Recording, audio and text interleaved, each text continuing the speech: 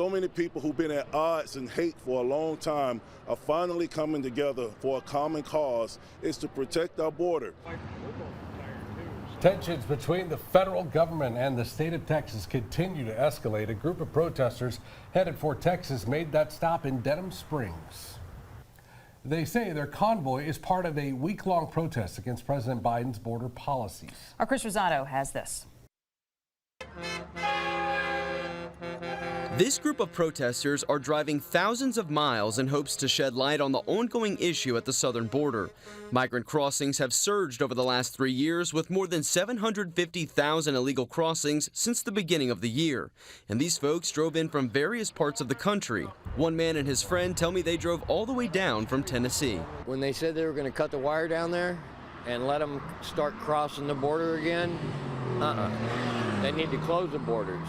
What started in Virginia led to Jacksonville, Florida, and then here to Denham Springs, waiting to be greeted by folks cheering for their cause. One of the event organizers wanted to make it clear the group is not looking for violence and only want to see a peaceful solution. I've told anybody that's a part of what we're doing, we are not about violence. If you are about that, you are not a part of us. Federal agents are still being denied entry into Shelby Park, Texas, where Texas National Guard has taken control of the border.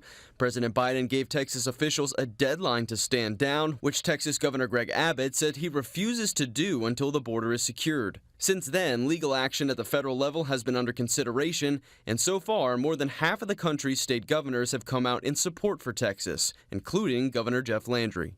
We stand with Governor Abbott and Texas in reminding the federal government, under our Constitution, states are still sovereign. Democratic Senate Majority Leader Chuck Schumer says the only solution is a deal both sides can agree on. But here in the Senate, both sides have an obligation to tune the partisan noise out and to continue working.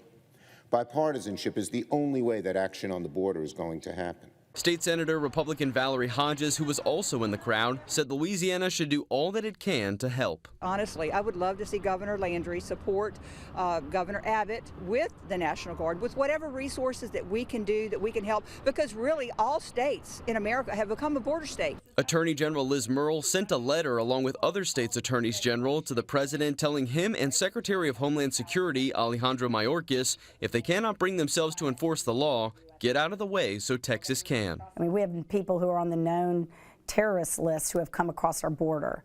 We have an enormous amount of fentanyl that's coming across our border.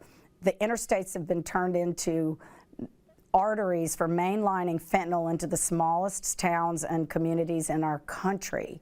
So this is about the federal administration failing to do its job and the President of the United States failing to do his job. With illegal border crossings continuing to climb, folks on both sides are left wondering how all of this will end. I don't really know how it's going to play out. I just applaud Governor Abbott's courage and the other governors who stood with him. Hopefully it will make a difference. Hopefully this is a wake-up call for President Biden. Honestly, I'm going to be 45. I'm a grandpa, a father, I'm a neighbor. Times are tough these days, and I don't feel they need to be this tough. That is what this is about. It's about different people coming together who love our country, who want to protect our borders. We're doing this in a peaceful way. The convoy left Denham Springs today and plans to make several more stops along border hotspots. They say they expect the largest group of folks looking to join in once they reach certain parts of Texas and Arizona. Chris Rosado, WAFB 9 News.